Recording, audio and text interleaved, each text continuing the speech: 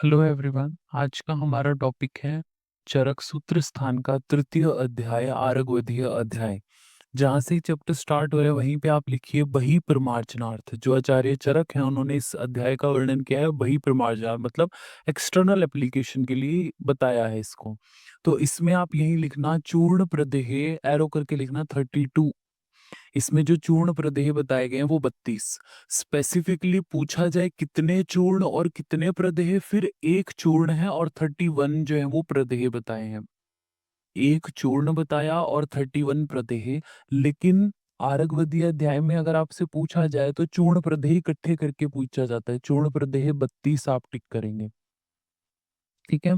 Next इसमें आता है, देखिए 3 नंबर श्लोक में स्टार्टिंग कहाँ से हो रही है? आरगवध। आरगवध को आपने हाईलाइट किया और यही लिख लीजिए कुष्ठ की बही परमार्जनार्थ चिकित्सा में प्रधान द्रव्य। अगर आपको हम क्या है आपको पता है, वो कुष्ठ के लिए अगर आपको प्रधान द्रव्य पूछें तो आप खदीर बताते हैं, लेकिन अगर बही परमार्जनार्थ पूछा जाए एक्सटर्नल एप्लीकेशन के लिए तो वो आरगवध को बोला जाता है। तो आरगवध सबसे श्रेष्ठ है। फिर आरगवध के बाद एडगज लिखा, तो ये एडगज हम अगर पढ़ें केस डीजी के पॉइंट ऑफ व्यू से तो एडगज क्या चक्रमर्द है या चक्कोड़ पुन्नाड, इसके और भी पर्याय हैं, कैशिया टोरा जिसको हम बोलते हैं। ये आदि द्रव्य बोले गए हैं। फिर उसके बाद देखना आप 6 नंबर श्लोक में, 6 में इति अर्ध रूपे वीता षडेते गो पित्त पीता को हाईलाइट किया आपने। गो पित्त पीता। और नेक्स्ट लाइन में सिद्धा परम सरसप तेल युक्ता को आपने हाईलाइट किया। और साइड में ही आप यहीं पे लिख लीजिए, थोड़ा स्पेस बचा हुआ है ना, भावना द्रव्य। भावना द्रव्य एरो करके लिख लीजिए गोपित। ये जो ऊपर द्रव्य बताए गए हैं, बीएचयू 2013 में क्वेश्चन पूछा गया था कि आरगवधीय अध्याय में जो योग है उनमें भावनार्थ द्रव्य क्या है, तो गोपित्त का वर्णन यहाँ पे किया गया है। और तेल कौन सा यूज करते हैं, तो सरसप तेल आप साइड में लिख सकते हैं।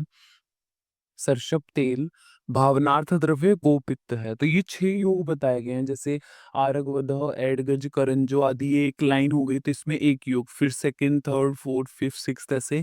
तो ये 6 योग बताए गए, यानी 6 तरह के जो ऑइंटमेंट या लेप आदि हैं वो यहाँ पे बताए गए हैं। नेक्स्ट उसके बाद आता है हमारा,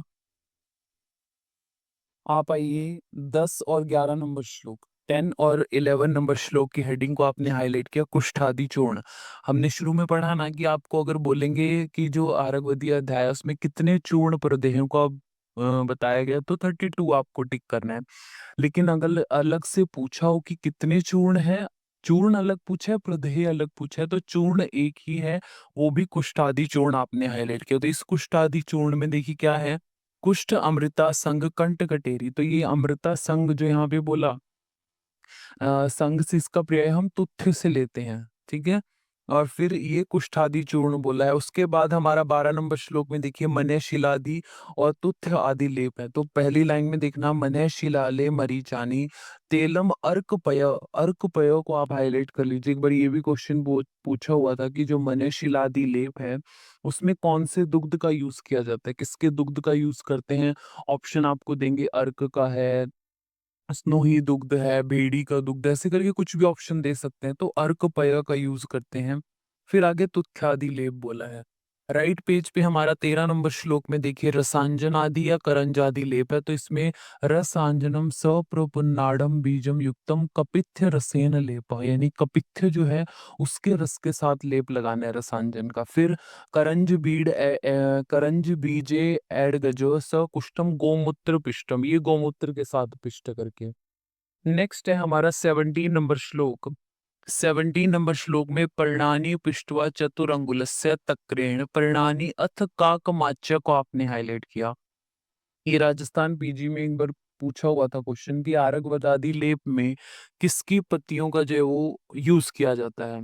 तो पत्तियां तो देखिए आरगवद है तो आरगवद की पत्तियां तो यूज होंगी ही ना, लेकिन और क्या हो, और किस द्रव्य का भी यूज किया गया, तो यहाँ पे काकमाची आपको हाईलाइट करना है। अब सपोज आपको क्वेश्चन आए कि आरगवद आदि लेप में किसकी पत्तियां यूज करते हैं, ऑप्शन में आरगवद भी हो काकमाची भी हो, दोनों है, तो दोनों को आप टिक करेंगे। ऐसा नहीं है कि अभी हमने बोला कि काकमाची ऐसे क्वेश्चन पूछा हुआ था उसका आंसर काकमाची था तो आप वहां पे वैसा ही टिक करो, दोनों की ही यूज होती है। वहां पे अमलतास यानी जो आरगवद है वो ऑप्शन में नहीं था तो काकमाची टिक करना था आपको। ये 17 नंबर श्लोक तक जो हमने पढ़ा है ये हमारे कुष्ठ से रिलेटेड यानी स्किन डिसऑर्डर से रिलेटेड जो हम लेप लगाते हैं वो है। तो कुष्ठ से रिलेटेड ये 15 लेप है। आप लिख सकते हैं कुष्ठ संबंधी 15 लेप। फिर नेक्स्ट है यहाँ पे 18 नंबर श्लोक में देखिए कोलादि लेप हेडिंग है। तो ये कोलादि लेप क्या, लास्ट वर्ड देखना, वात आयनम ह प्रदेह, वात विकारों को दूर करने वाला होता है। तो कोलादि लेप वात विकारों के लिए।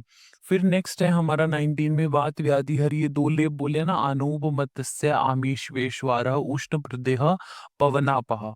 फिर उसके बाद क्या है हमारा स्नेह चतुर्भी दश मूले मिश्रे गंधो गंध औषधीय अनिल ह प्रदेह। तो ये भी वात को नाश करने वाला है। ऊपर वाला भी जो अभी आप 19 में हो गए दो। फिर 16 जो पॉइंट है हमारा यानी कोलादि लेप वो भी वात नाशक है।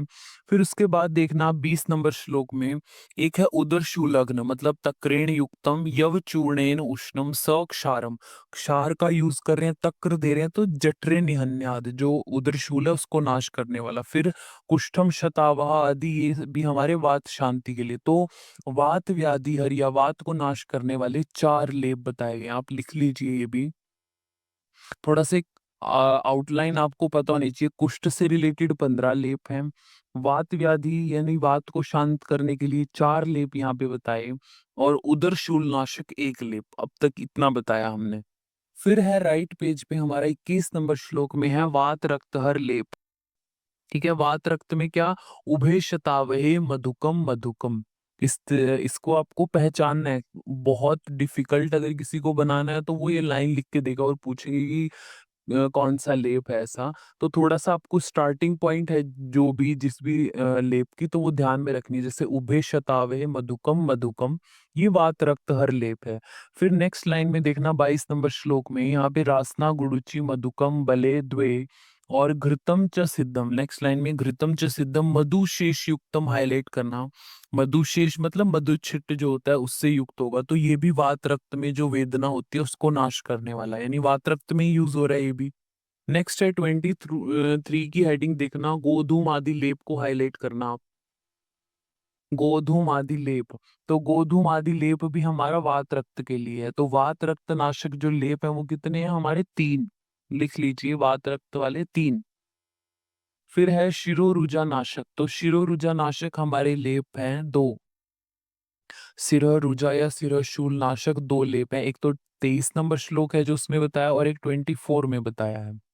ठीक है, नेक्स्ट है हमारा 25 नंबर श्लोक की हेडिंग है पार्श्वशूल नाशक लेप। तो रासना हरिद्रे नलदम शतावहे द्वे, तो ये पार्श्वशूल नाशक है। तो पार्श्वशूल नाशक 1। नेक्स्ट पेज पे आइए, देखिए यहाँ पे लिखा है 26 नंबर श्लोक में दाह शामक लेप। तो दाह शामक में शिवाल पद्म उत्पल तो कमल आदि ये सब क्या है, तो शीतल ही होंगे ना, तो दाह का शमन करने वाले तो ये। और नेक्स्ट लाइन में देखना 27 में सीता लता वेतस पद्म कान, इसमें भी पद्म है, सीता मिश्री आदि ये भी ठंडी होती है। तो दाह शामक है, तो दाह शामक 2 बताए हैं। दाह 2, 2 लेप। फिर देखिए आप शीतनाशक लेप है इसमें 28 नंबर श्लोक में शैल्यम एला अग्रु। अग्रु हमारा हमें पता है उष्ण द्रव्य है, तो शीतनाशक लेप कौन से होंगे, जो उष्ण द्रव्यों से लगाया जाएगा। 28 नंबर श्लोक में देखना आप, शीतम निहन्यात चिरो प्रदेहो, ये हाईलाइट करना जो लास्ट के 3 वर्ड है ना 28 नंबर श्लोक के। विषम शीर्षस्तु स सिंधु आ रहे हाईलाइट किया आपने। विष नाशक लेप क्या है, शिरीष, और स सिंधुवार मतलब निर्गुंडी को बोलते हैं सिंधुवार। तो शिरीष और निर्गुंडी से जो आप लेप करते हो वो विष नाशक होता है। नेक्स्ट है 29 नंबर में, देखिए पहले बोला है संस्वेद हर जो है, तो शिरीष लामज्जक ये स्वेद को हरता है।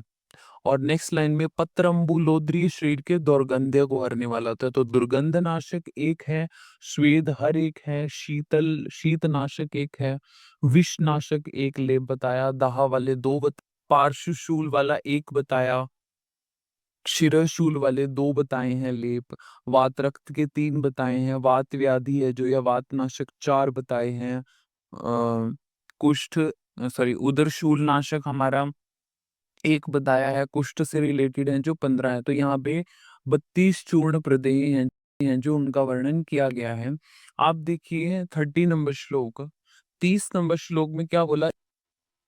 इह त्रिज त्रिज सिद्धतम अनुवाच्य द्वात्रिंशतम, द्वात्रिंशतम मतलब 32 क्या बताया गया नेक्स्ट लाइन में देखना, चूर्ण प्रदेहा। तो 32 चूर्ण प्रदेय है जो इस अध्याय में बताए गए हैं। तो इसमें से जो क्वेश्चन आने का चांस है वो क्या है?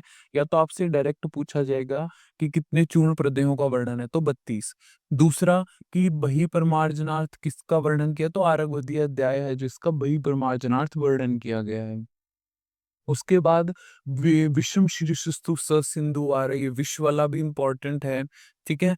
और फिर उस बात रक्त वाले इम्पोर्टेंट, बाकी सबकी नंबरिंग आप याद रखना किसमें क्या है। या आरगवदादि लेप में हमने बोला कि किसके पत्र यूज होते हैं, तो काकमाची एक अलग ड्रग है जिसके यूज होंगे। और बाकी की स्टार्टिंग के जो 6 लेप बताए हैं उनमें किसकी भावना दी जाती है, तो गोपित्त से। तेल कौन-सा यूज़ होगा? सरसप तेल। इस तरीके से हैं जो कुछ क्वेश्चन बन सकते हैं इसमें से, ध्यान रखना है आपने।